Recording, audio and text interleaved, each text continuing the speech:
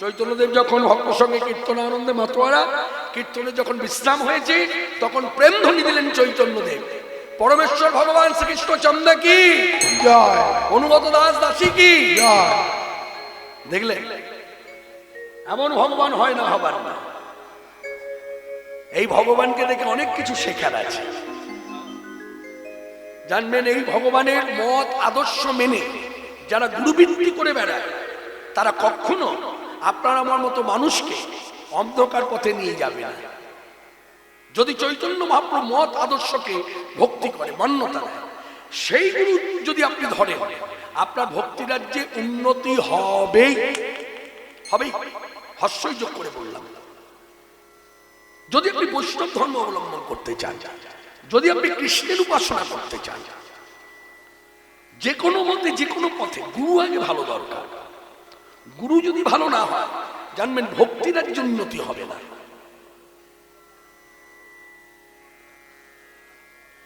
আজকে ভগবান চৈতন্যদেব কৃষ্ণের প্রেম ধ্বনি দিলেন, সবাই উপস্থিত, তার মধ্যে রঘুনাথ দাস এসে প্রণাম করেছে।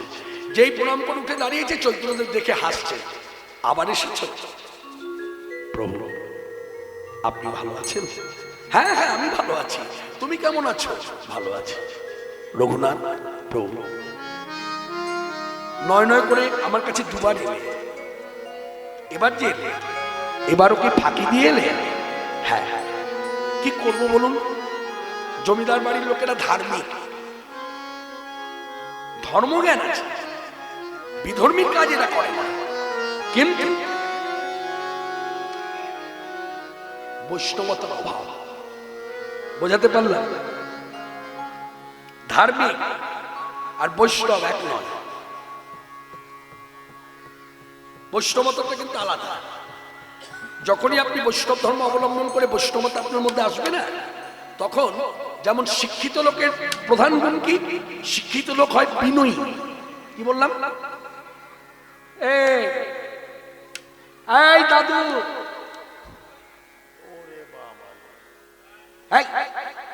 বিয়ে করে নিয়ে চলে যাব,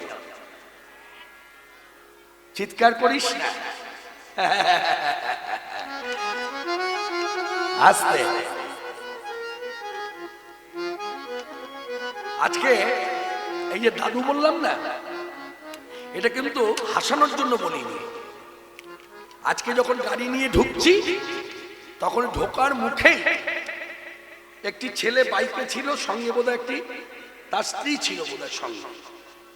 স্ত্রীকে বলছে কৃষ্ণ দাদু ঢুকলো।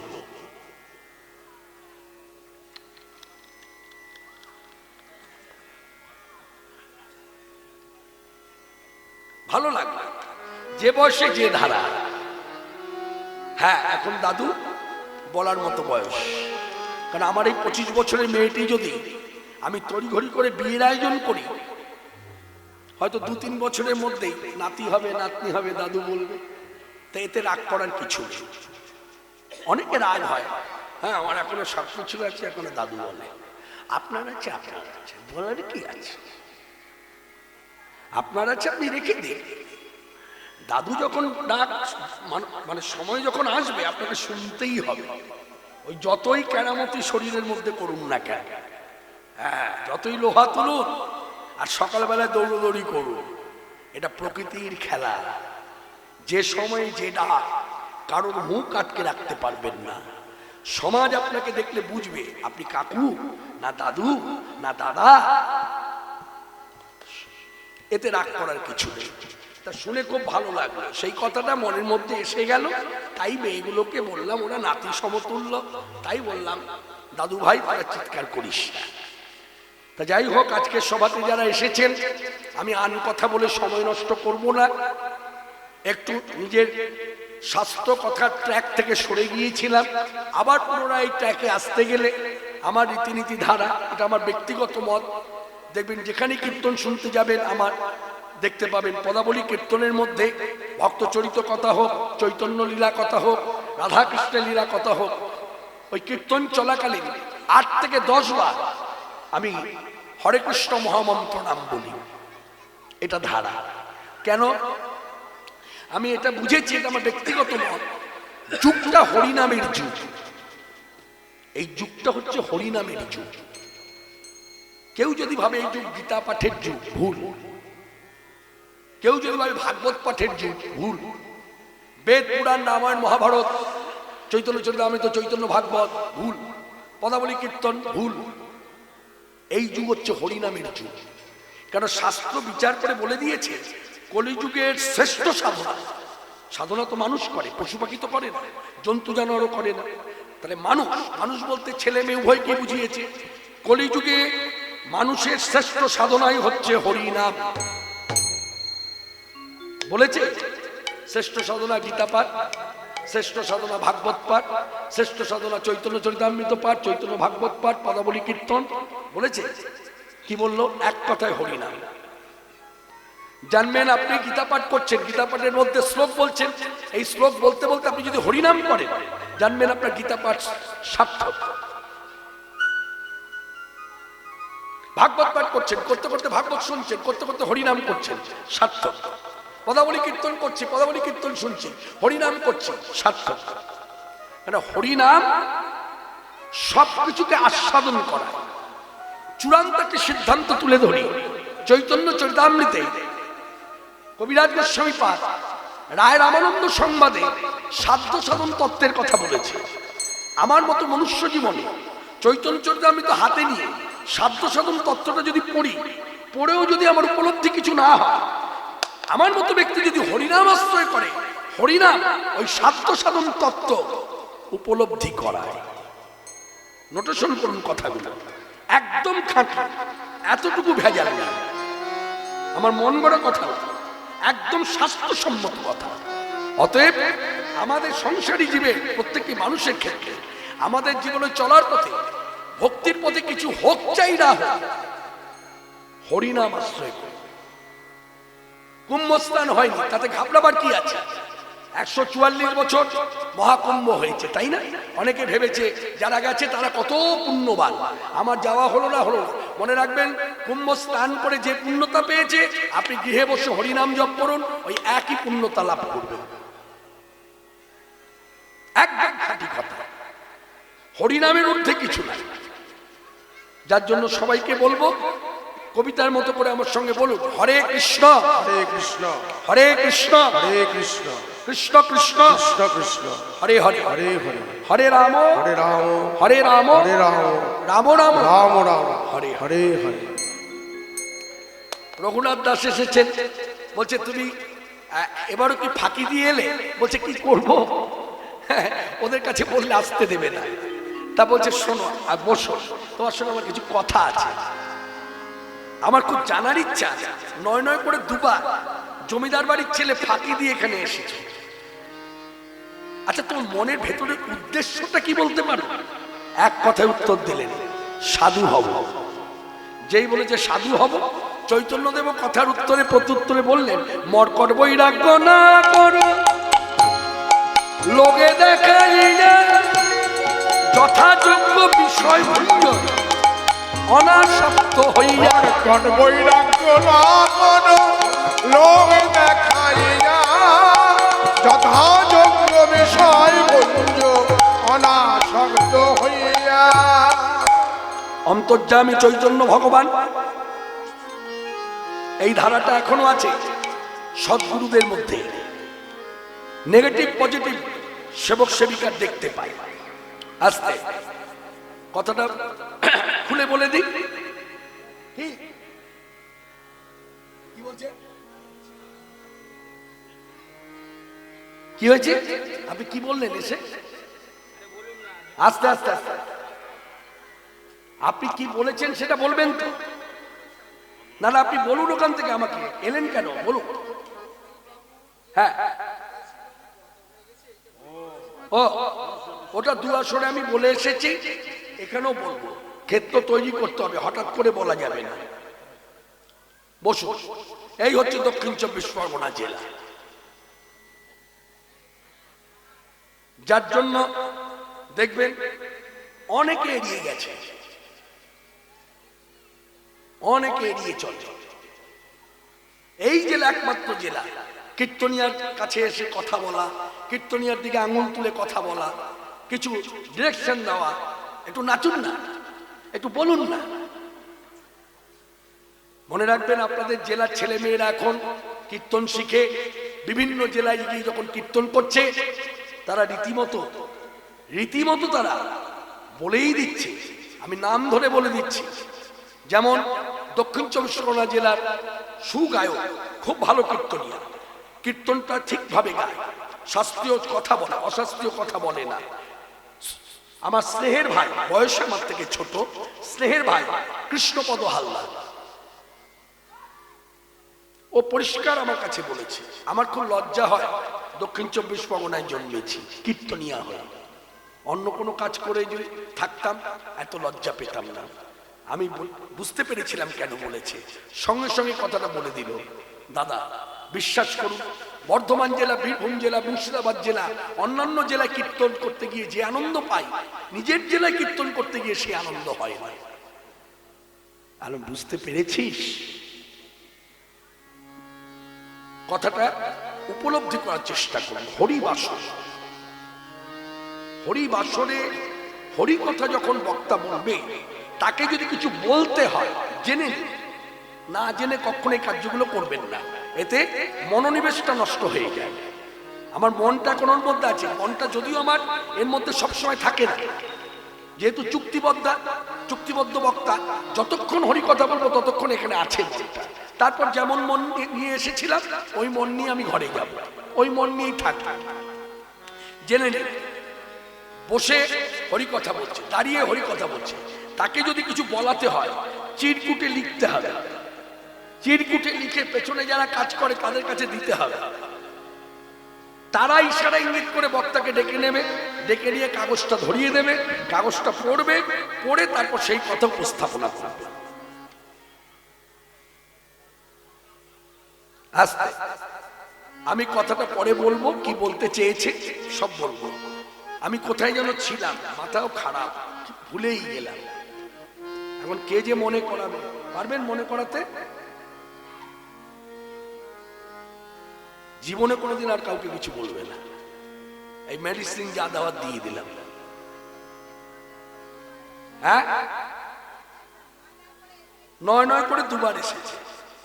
বাহ, আপনার কথা শুনে মনে হয় ভাগ্য বলে সেই সময় আপনিও মনে হয় মনুষ্য জীবনে ওইখানে ছিলেন।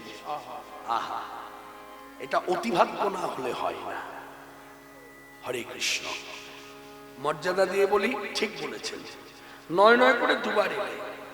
কেন এলে? সাধু হব, সাধু হব। বানরের বৈরাগ্য করতে এসো না, অর্থাৎ নেগেটিভ পজিটিভ বুঝে নিয়েছে। দেখবেন এটা সদ্গুরুদের মধ্যে আছে।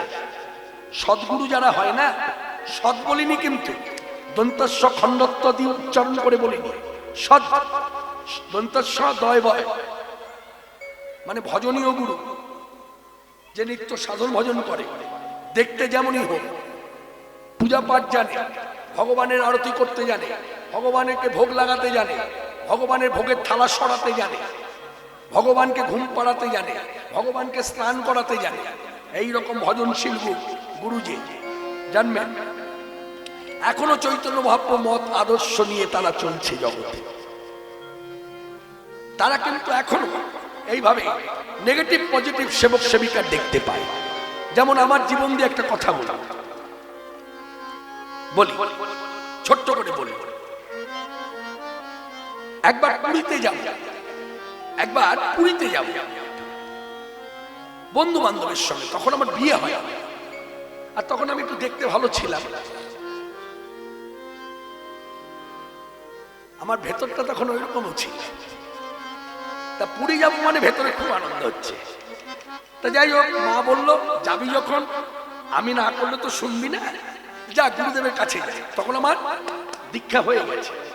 তা গুরুদেবের কাছে গিয়ে বলেছি, গুরুদেব একেবারে শোনা মাত্রই বললেন না, যাওয়া হবে না। এই না করে দিয়েছে। আমি একটু হলো কেন যে এলাম, না বলে চলে গেলেই ভালো হতো। তা যে পথ ধরে যাব বলেছিলাম, সড়ক পথে, গুরুদেব না করলেন।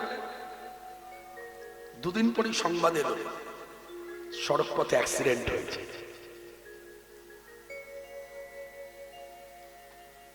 এ তো আমাকে দিয়ে বললাম, আমার গুরুদেবের নেগেটিভ পজিটিভ দেখাটা কিরকম জানেন? বলি আপনাদের কাছে, শুনলে অবাক হয়ে যাবে না। আমার গুরুদেব এক শিষ্যের বাড়িতে যাবে, শিষ্যরা এসেছেন, নিমন্ত্রণ করেছেন, বলেছেন ঠিক আছে তোমার বাড়িতে গিয়ে মধ্যাহ্নের সেবা নেব, প্রসাদ পাবো, বলে দিয়েছে। তাহলে মধ্যাহ্ন সময় কখন? 11টা বেজে 12টার মধ্যে ভোগ নিবেদন, প্রসাদ বিতরণ। তাহলে গুরুদেব বলেছে আমি 11টার মধ্যে চলে যাব। তা মঠে আছে গুরুদেব, পরদিন যেতে হবে। ঠিক সকাল হওয়া মাত্র, ঠিক তখন ঘড়িতে 8টা বাজে। 8টার সময় চঞ্চলতা এসে গেছে শরীরের মধ্যে। ঘর যাচ্ছে, বাইরে যাচ্ছে, বলছে আমাকে একটা গাড়ি ডেকে দাও। বলছে তোমার নিজেরই তো গাড়ি আছে। বলছে আমি অত অপেক্ষা করতে পারবো না, আমার গাড়ি আছে তো, মানে মঠের গাড়ি আছে। এইভাবে বলছে যে তোমার তো গাড়ি আছে, ড্রাইভার আসুক। ড্রাইভার তো এখনো আসেনি। বলে আমি অত সহ্য করতে পারবো না, আমাকে একটা গাড়ি ডেকে দাও। হ্যাঁ, একটা ট্যাক্সি ডাক। তো যাই হোক, গুরু আজ্ঞা, সঙ্গে সঙ্গে ছুটে গিয়ে একটা ট্যাক্সি ডেকে এনেছে। ট্যাক্সিতে চেপে সোজা যাদবপুরে ওই ভক্তের বাড়িতে চলে গেছে। গিয়ে যখন দাঁড়িয়েছে তখন তো সবাই হতভম্ব, এ কি, আপনাকে তো আমরা আনতে যাবো গাড়ি নিয়ে, বলাই আছে, আপনি বলেছেন 11টার সময় এখানে আসবেন, প্রসাদ পাবেন, হ্যাঁ, তা এখন আপনি চলে এলেন? বলে চলে আইসি, বাংলা ওপার বাংলার সাধু তো, চলে আইসি তার কারণ আছে, দাঁড়া। তোমরা এই ভোগ রান্না করে কে? তখন বলছি যে আমি করি, আর আমার সঙ্গে আমার বাড়ির যে মেয়েটা কাজ করে ও করে, ও সঙ্গ দেয়। ও, তা তোমার ভোগ রান্না হয় কিসে? বলছে তো স্টোভের মধ্যে। আচ্ছা, তা কাজের মাইয়াটা কই? বলছে কাজের মেয়েটা তোমাকে তোমরা দাদু দাদু করে, ওনাকে একটু বাইরে আছো, আসবে, বলে ওকে ডাকো। বলে আচ্ছা, ওর কাছে যেটা বলবে সেটা আমার কাছেই বলে দাও, মানে কি করতে? সে বলছে আমার কাছেই বলে দাও বাবা, ওকে না পরে ডাকবো। বলছে না না, ওরেই আমার দরকার, ওরে ডাকো। যেই কাছে এসেছে, দেখ তোরে কি বলবে দাদু। বলছে হ্যাঁ গো, তুমি যে আজকে স্টোভের তেল ভরছো, কোথা থেকে ভরছো? ওনাদের গাড়ি আছে, নিজেদের গ্যারেজ আছে। বলে গ্যারেজ ঘরে একটা বোতল পাইছিলাম, ওই বোতল থেকে ঢাইলা দিয়েছি। বলে গ্যারেজ ঘরের বোতল থেকে যে ঢালছো, তা স্টোভটা একটু আমার কাছে নিয়ে আসো তো। নিয়ে আইসে, খুলছে পরে পেট্রোলের গন্ধ। বলে হায় হায় রে, এই দেখো পেট্রোল ঢাইলা দিছে, ঢাইলা এখন এটাতে রান্না হবে। আমি যদি এই মুহূর্তে না আইতাম, আর এই মুহূর্তে যদি জ্বালায় দিতাম, এক ঘর বাড়ি পুইরা ছাই হয়ে যাইত। হরে কৃষ্ণ। আছেন মঠে, সেবকের বাড়িতে যাবেন, সেবক আছে যাদবপুরে, আর তিনি আছেন এয়ারপোর্টের কাছে রঘুনাথপুরে। ওখানে বসে তিনি জানতে পারলেন। মনে রাখবেন, এরা হলো সিদ্ধ মহাত্মা। এদের কাছে গিয়ে আপনার কিছু বলার দরকার হবে না, এরা দেখলেই বুঝে যায় ভেতরে কি আছে। তাই চৈতন্যদেব হচ্ছে সাক্ষাৎ ভগবান। রঘুনাথ দাস যেই বলেছে সাধু হব, বুঝে গেছে এই মুহূর্তে জোর করে ধরে বেঁধে যদি আমি নিয়ে ওর কথা মতো করে দিই, হয়তো ওরই দ্বারা আরো সাধুর কলঙ্ক হতে পারে। তাই আগে ভাগে তৈরি করো, দেহটা গঠন করো, তাই ঘরে ফিরে যাও, বাতুলতা ছাড়ো। এই কথাগুলো চৈতন্য চরিতামৃতে পয়ার ছন্দে লেখা আছে। মর কর বৈরাগ্য না করো লোক দেখাইয়া, যথাযোগ্য বিষয়ে ভুঙ্গ অনাসক্ত হইয়া, ঘরে ফিরি যাও রঘুনাথ না হও বাতুল, ক্রমে ক্রমে লোক পা ভব সিন্ধুকুল। ধৈর্য ধরো রঘুনাথ,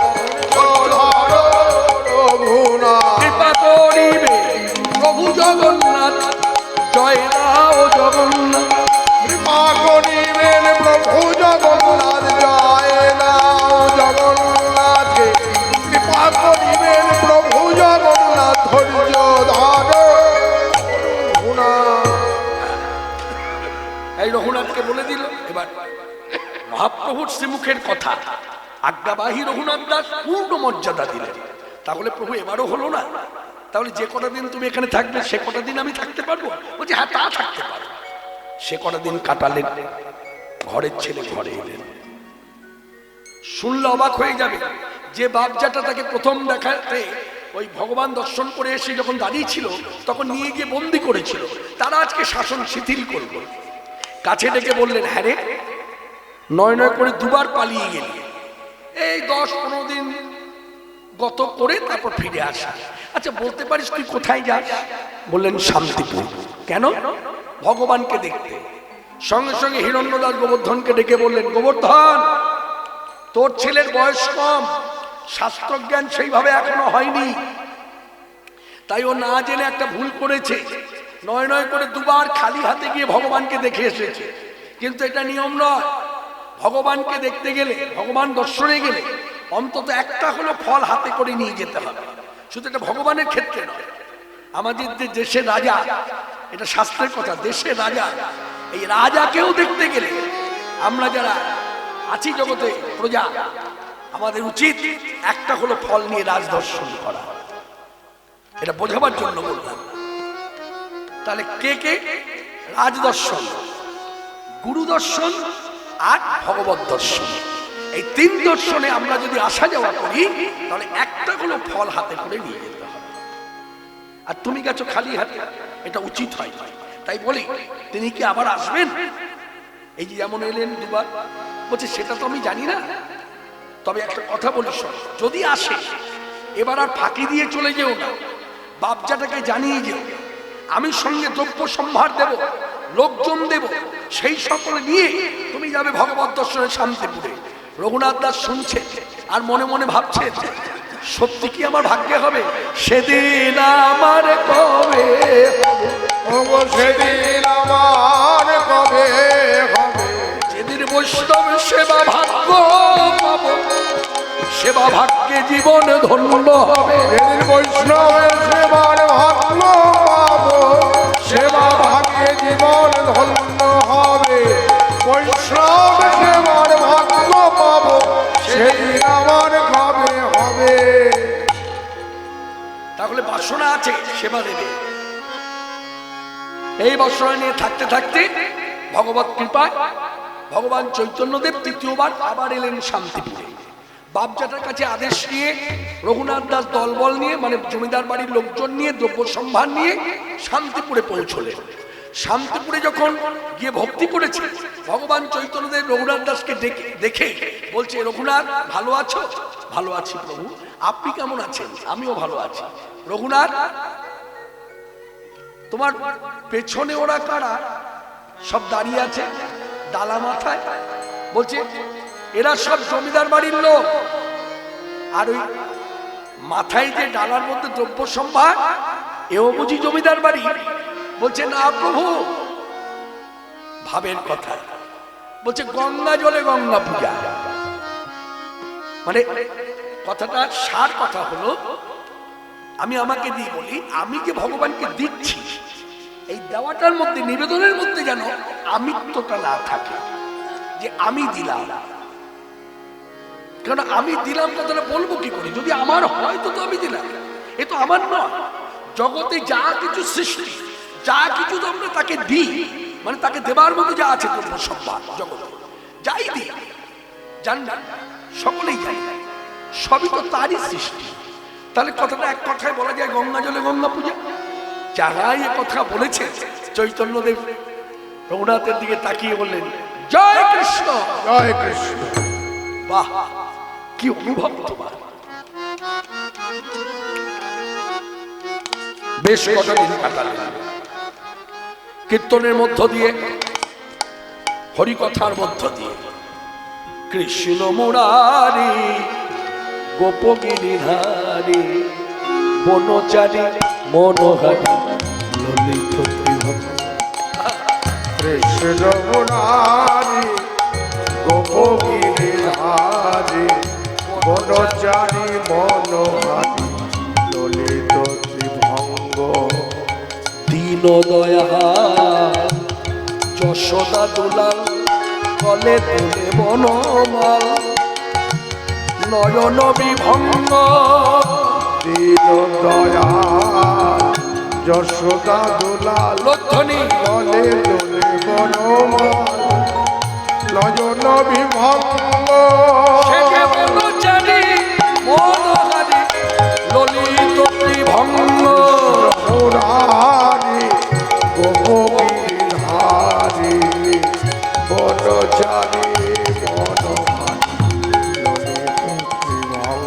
নম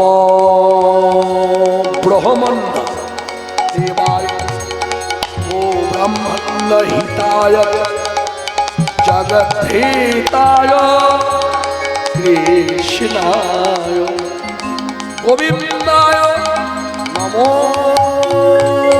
নমঃ। জয় শ্রীকৃষ্ণ, জয় শ্রীকৃষ্ণ, জয় শ্রীকৃষ্ণ। 3 দিন কাটানো হয়ে গেল, চৈতন্যদেব এবার চলে যাবে, মানে 3 বার এসে কিছুদিন কাটানো হয়ে গেল, চৈতন্যদেব এবার চলে যাবে। যাবার সময় রঘুনাথ দাস ভক্তি করে বললেন, এবারও বঞ্চিত, ওঠো, দুঃখ করো না, আক্ষেপ করো না, আমি দেখতে পাচ্ছি কিছুদিনের মধ্যে সব ছিন্ন ভিন্ন হবে, হবে হবে। তবে কি জানো, এবার যে বাড়ি ফিরে যাবে একটু অভিনয় করে থেকো। হ্যাঁ হ্যাঁ, কিছুই না, কথাটা উপলব্ধি করো।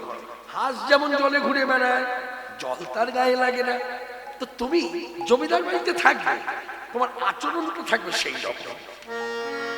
আশীর্বাদ করব, আমি যেন এইভাবেই চলতে পারি। আশীর্বাদ মাথায় নিয়ে রঘুনাথ দাস ফিরলেন। ভগবান চৈতন্যদেব চলে গেলেন নীলাচলে। বেশ কয়েকটা দিন কেটে যাবার পর হঠাৎ করে রঘুনাথ দাসের ভেতরে একটা ভাবনা এলে। নয় নয় করে 3 বার শান্তিপুরে গেলাম, ভগবানের এত কাছে গিয়েও ফেরত এলাম, কারণটা কি? অন্তর্যামী যেন অন্তরে জানালেন, রঘুনাথ দাস তুমি যেভাবে সরাসরি ভগবানের কাছে যাচ্ছ হবে না, আশ্রয় করে যেতে হবে। কার আশ্রয় করতে হবে? এক কথায় বললে বলা যায়, নিতাই চৈতন্য হেতু, নিতাই চৈতন্য সেতু। চৈতন্য বন্দরে পৌঁছে দেবার ভেলাই হলো আমার নিত্যানন্দ প্রভু, যার জন্য আমার প্রভু জগৎবন্ধু সুন্দর তিনি তার স্বরচিত পদে বলেছেন, নিতাই নিতাই বলয় নিবার, যদি তোর বিভব পারাবা, তোর বিভব পারাবা, নিতাই নিতাই বলয় নিবা। শুনুন শুনুন, নিত্যানন্দ পতিত পাবন পাবন,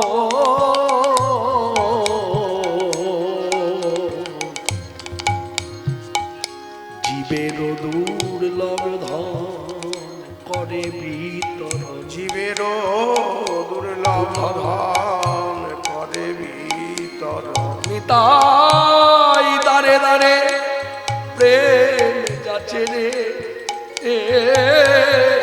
তাই দারে দারে প্রেম যাচ্ছে রে,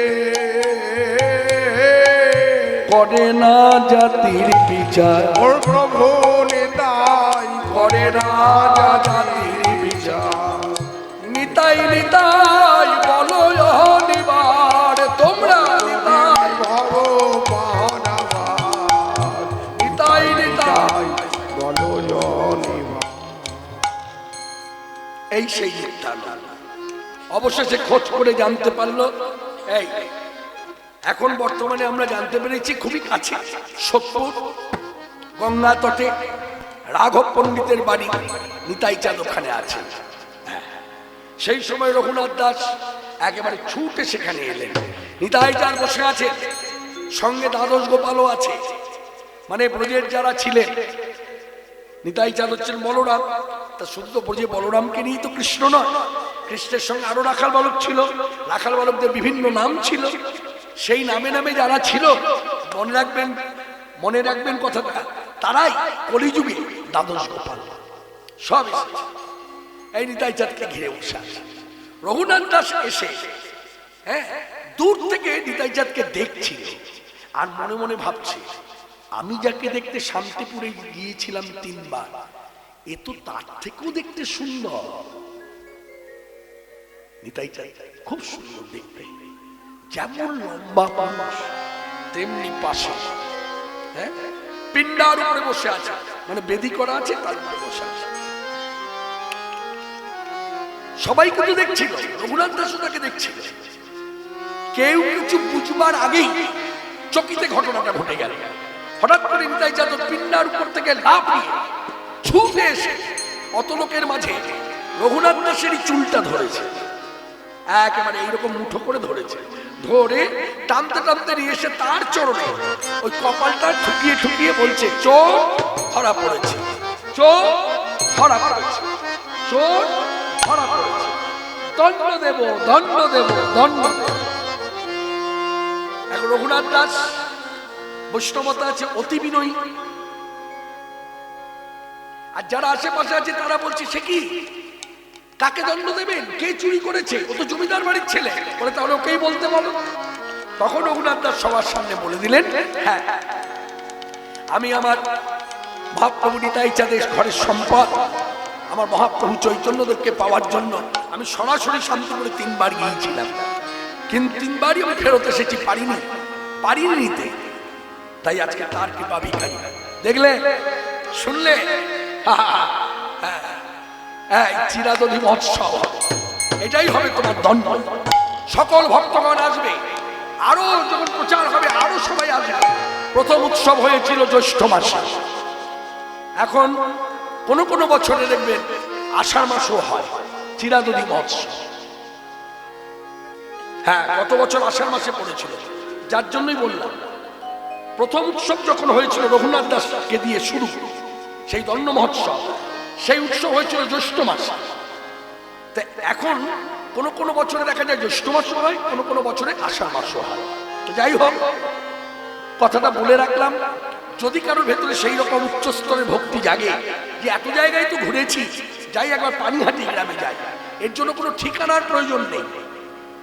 যেমন বাকরাহাট বড় কাছারি আসার জন্য ঠিকানা লাগে না, আস্তে বোঝাতে পারলাম, আপনাদের জায়গা দিয়ে বলে দিই, বাকরাহাট বড় কাছারিতে আসার জন্য যেমন ঠিকানা লাগে না, দলে দলে গাড়ি আসছে, আমি যদি নিজস্ব কান নিয়ে আসি, ওই যে ডিজে বাজিয়ে ছেলেগুলো মেয়েগুলো গাড়ির মধ্যে যাচ্ছে, ওদের পেছন নিলেই বড় কাছারি ঢুকে, এর জন্য কাউকে জিজ্ঞাসার প্রয়োজন নেই।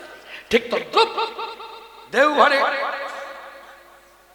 বাবা ভোলানাথের কাছে যেতে গেলে যেমন ঠিকানার প্রয়োজন নেই, দলে দলে লোক যাচ্ছে, পেছন নিলেই যাওয়া যায়, ঠিক তদ্রুপ পানিহাটি গ্রামে যাবার জন্য ঠিকানার দরকার নেই, শুধু আপনাকে শিয়ালদা থেকে সোদপুর পৌঁছতে হবে স্টেশন, ট্রেন পথে নামতে হবে, সোদপুর স্টেশনে নেমে দেখবেন দলে দলে যাচ্ছে, জিজ্ঞাসা করবেন পানিহাটি গ্রামে যাচ্ছেন, বলছে হ্যাঁ। পানিহাটি গ্রামে পাইল প্রভুর দর্শন, পানিহাটি গ্রামে পাইল প্রভুর দর্শন, কীর্তনিয়া সেবক সঙ্গে বহু ভক্তগণ, কীর্তনিয়া সেবক সঙ্গে বহু ভক্তগণ, সকল বৈষ্ণব গোসাই দয়া করো মনে, সকল বৈষ্ণব গোসাই দয়া করো মনে, দন্তে তৃণধরি কহে এদিন পামরে, দন্তে তৃণধরি কহে এদিন পামরে, শ্রী গুরু চরণ আর শ্রীকৃষ্ণ চৈতন্য, শ্রী গুরু চরণ আর শ্রীকৃষ্ণ চৈতন্য, পাদ পদ্ম পাবাইয়া মনে করো ধন্য, পাদ পদ্ম পাবাইয়া মনে করো ধন্য, তোমার সবার কৃপা বিনে ইহা সাধ্য নয়, তোমার সবার কৃপা বিনে ইহা সাধ্য নয়, বিশেষ অযোগ্যময়ী কহিলাম নিশ্চয়, বিশেষ অযোগ্যময়ী কহিলাম নিশ্চয়, কল্প তরুর শাখা পঞ্চা কল্প তরুর শাখা প্রশাখা, ভাগ্যে পেয়েছি দেখা পূর্ণ করো মোরে বাসনা, অহো ভাগ্যে পেয়েছি দেখা পূর্ণ করো মোর বাসনা, অহো ভাগ্যে পেয়েছি দেখা কল্প তরুর শাখা প্রশাখা, বিশেষ অযোগ্যময়ী কহিলাম নিশ্চয়। এই ঘটনাটি ঘটলো, কখন ঘটলো? এই যে বৈষ্ণবদের কাছে ভিক্ষা করছে কৃপা, কখন? মনে রাখবেন, নিতাই চৈতন্য 2 ভাই পূর্ণ কৃপা করে দিয়েছে। কিভাবে না, রাঘবের বাড়িতে 2 মহাপ্রভু, এক মহাপ্রভু চৈতন্যদেব, এক মহাপ্রভু নিতাই চাঁদ, এই 2 ভাই মিলে পাশাপাশি বসে প্রসাদ পেয়েছে। তাদের উচ্ছিষ্ট রঘুনাথকে কৃপা করবে বলে রেখে দিয়েছে। সেই উচ্ছিষ্ট প্রসাদ রাঘব পণ্ডিত রঘুনাথকে পাইয়েছে। পাবার পর আচমন করেছে, আচমন করবার পর রাঘব পণ্ডিত নিয়ে গেছে বৈষ্ণবদের কাছে। কেন নিয়ে গেল? কারণ হলো, বলছে রঘুনাথ এরকম অহৈতুকী কৃপা জীবনে বহু মানুষ পায়, মানে ভগবান অহৈতুকী কৃপাটা করেন, কিন্তু কৃপাটার পেছনে ভয় আছে। এই কৃপাটা যেমন অনায়াসে এসে যায় জীবের কাছে, আবার একদিন দুর্ভাগ্যবশত অনায়াসে আবার চলে যায়। তাই অহৈতুকী কৃপাটা পেলেই হবে না, এই কৃপাটাকে ধরে রাখতে হবে জীবকে। কি করলে ধরে থাকবে? তার সঙ্গে সাধুদের কাছ থেকে, ভক্তদের কাছ থেকে মর্যাদা দিয়ে, মান্যতা দিয়ে ভক্তি নিবেদন করতে হবে। ভক্তরা যদি কৃপা করে তাহলে এই কৃপাটা, মানে ভগবানের যে কৃপাটা আরো মজবুত হবে, হারাবার আর ভয় থাকবে না। তা রঘুনাথকে যা করণীয় করে দিলেন, করবার পর রঘুনাথ বাড়ি ফিরলেন। বাড়ি ফিরল যখন, তখন অন্ধকার এইরকম। অনেকটা সময় পার হয়ে গেছে, মা চণ্ডীর কাছে এসে পড়ে রইল। কৃপা করলেন মা চণ্ডী, যেভাবে কৃপা করেছিলেন বৃন্দাবনে গোয়ালা মেয়েদের, গোয়ালা মেয়েদের কৃপা করেছিলেন বলেই মায়ের কৃপাতে কৃষ্ণ পাদপদ্ম পেয়েছিলেন গোয়ালা মেয়েরা। ঠিক একইভাবে কলিযুগে ওই জমিদার বাড়ির চণ্ডী, মা চণ্ডী স্বয়ং কালী, তিনি রঘুনাথকে কৃপা করলেন। কিভাবে কৃপাটা করলেন খুলে বলে। এসে যখন চণ্ডী মণ্ডপে পড়ে আছে, রাত্রি তখন অধিক, ওই অধিক রাত্রে এসে একজন তার গায়ে হাত দিয়ে তাকে ডেকে তুলেছে। যিনি হাত দিয়ে ডেকে তুলেছেন তিনি হলেন অদ্বৈতাচার্য প্রভুর মন্ত্র শিষ্য, জমিদার বাড়ির কুলপুরোহিত। জমিদার বাড়িতে অনেক দেবদেবীর পুজো হয়, সেই কুলপুরোহিত হচ্ছে বলরাম আচার্য মশাই। এই বলরাম আচার্য কুলপুরোহিত এসে ডেকে তুলেছে, জমিদার বাড়ির ছেলে এখানে পড়ে আছো কেন? জমিদার বাড়ির ছেলে এখানে পড়ে আছো কেন? আপনি এত রাত্রে আমাদের বাড়িতে? এই দেখো, আমি জানতে চাইলাম জমিদার বাড়ির ছেলে বাইরে না থেকে ভেতরে থাকবে, এখানে পড়ে আছো কেন? পালিয়ে যাবে? তোমার তো স্বভাব আছে মাঝে মধ্যেই পালিয়ে যাবা। কতবার যে বাপ যেটা লোক মারফত তোমাকে নিয়ে এসেছে। গুরুদেব, আপনি আমাকে কৃপা করে জানান যে আপনি এত রাত্রে এখানে এসেছেন কেন? আর কেন আসবো বুঝতে পারছো না? তোমাদের বাড়িতে অনেক দেবদেবীর পূজা, এই পূজা পাঠ করতে গেলে একার দ্বারা তো সম্ভব না। ওই যে ছেলেটা ছিল আমাকে অনেক সাহায্য করলো, যেমন কুয়ো থেকে জল তুলে এনে দেওয়া, ফুল পেরে এনে মালা গেঁথে দেওয়া, চন্দন বেটে দেওয়া, এই কাজগুলো করতে। আরো কত কি। সেই ছেলেটা দেশে গেল, বললো আসবো, আর আসে না। তাই ভাবলাম তোমাদের বাড়িতে এসে কাউকে বলি, কারণ অনেক লোকজন তো, কাউকে যদি পাঠানো যায়। গুরুদেব, আমাকে আদেশ করে আমি যাই, আপনার হয়ে একটা কার্য করতে পারলে জীবনটা ধন্য হয়ে যাবে। এই আদেশ চাইছো, আদেশ না হয় দিলাম, যাও নিয়ে এসো, কিন্তু এই যাবে যে আবার ফিরে আসবে তো, তোমার মতিগতি তো ভালো না। গুরুদেব, কথা দিলাম আসো। মিথ্যে কথা, জীবনে কখনো মিথ্যা বলে, কিন্তু বলরাম আচার্যের কাছে যে কথাটা বললেন একদম মিথ্যে। এই যে পালানো সুযোগ পেয়ে আর ফিরে আসে, তাহলে এবার আমাদের মনে প্রশ্ন জাগতে পারে, এই যে মিথ্যে বলে, মনে রাখবেন এইভাবে বলতে চাই আমি,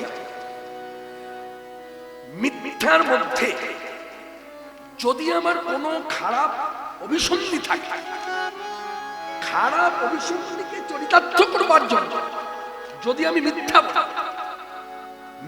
বললে যে অপরাধ, সেই অপরাধই আমার ধরে।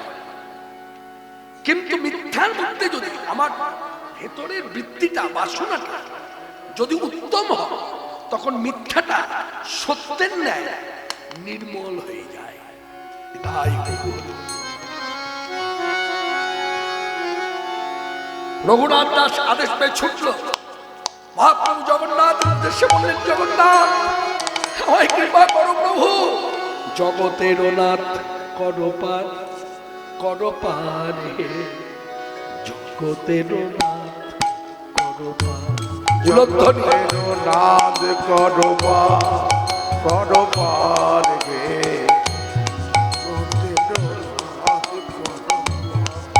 জগতের নাথ করো পার, করো পার হে, জগতের নাথে করপা মায়া তরঙ্গে টলমল তরণী মায়া তরঙ্গে টলমল তরণী অকুল ভব পারাবা পারাবা রে জগতের নাথ করবা জগতের নাথ করপা করবা হে জগতের নাথ করবা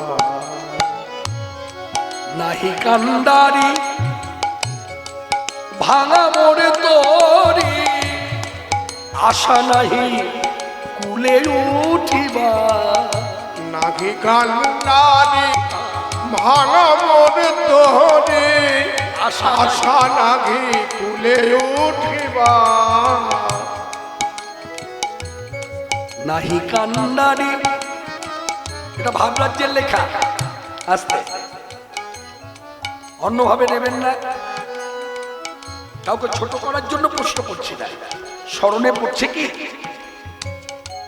গানটি কার লেখা কে বলছে জগন্নাথকে উদ্দেশ্য করে এই কথা যিনি বলছেন তিনি হিন্দু নন ইসলাম ধর্মাবলম্বী কাজী নজরুল ইসলাম তার লেখা গান নিজের দেহটাকে বলছে ভাঙা তরি নাহি কান্ডারি ভাঙা মোড়ে তরি আশা নাহি কুলে উঠিবা আমি গুণহীন বলে কর যদি হেলা আমি গুণহীন বলে তুমি কর যদি হেলা তবে শরণ লইব বলো কার শরণ লইব বলো কার জগতের নাথ করবা জগতের নাথ করপার করপার হে জগতের নাথ করপার জগতের নাথ করবা করপার হে জগতের নাথ করপার কদাচিৎ কালিন্দিতট সঙ্গীত তরল মুদা ভীর নারী মদন কমল সাদ মধুপ রমা শম্ভু ব্রহ্মা মরপতি গণশাশ্চিত পদ জগন্নাথ স্বামী নয়ন পথগামী ভব তুমে ভুজে সব্যে বেণু শিরশুষ্কি পুচ্ছ কোটিতট দুকুলাঙ্গনে তন্তে সহচর কটাক্ষ বিদধত সদা শ্রীমদ বৃন্দাবন বসতি লীলা পরিচয় জগন্নাথ স্বামী নয়ন পথগামী ভব তুমে চলছে খাওয়া নাই ঘুম নাই মানে আহার নাই নিদ্রা নাই আর জলপান বন্ধ কেন বন্ধ এইভাবে ভাবলাম তখনকার সময়ে কিছু কিছু জলাশয় ছিল জলপানের জলাশয় সব জলাশয়ে কাপড় কাচা হতো এখনো এই ধারাটা বিহারের প্রত্যন্ত গ্রামে গেলে দেখতে পাবে আমরা তো কীর্তনে যাই আমরা দেখেছি আমরা সেটা প্রত্যক্ষ করেছি যে জলাশয়ে গ্রামের মানুষ জল খাবে সেই জলাশয়ের ধারে রীতিমতো মাচা করা আছে এবং মাথার উপরে আচ্ছাদন দেওয়া আছে দুই শিফট লোক আছে একজন সকাল থেকে বেলা 12টা পর্যন্ত দেখবে আবার বেলা 12টা থেকে আরেকজন এসে বসবে ওটা সারা রাত ধরে পাহারা দেয় কি পাহারা দেয় এই জলাশয়ে এসে যেন কেউ শৌচকর্ম না করে কেউ যেন কাপড় না কাচে মানে এই জল গায়ের সব লোক খায় আবার কিছু কিছু জলাশয় আছে মাচা নাই তার মানে বুঝে নিতে হবে এই জল কেউ খায় না কেন বললাম কারণ আছে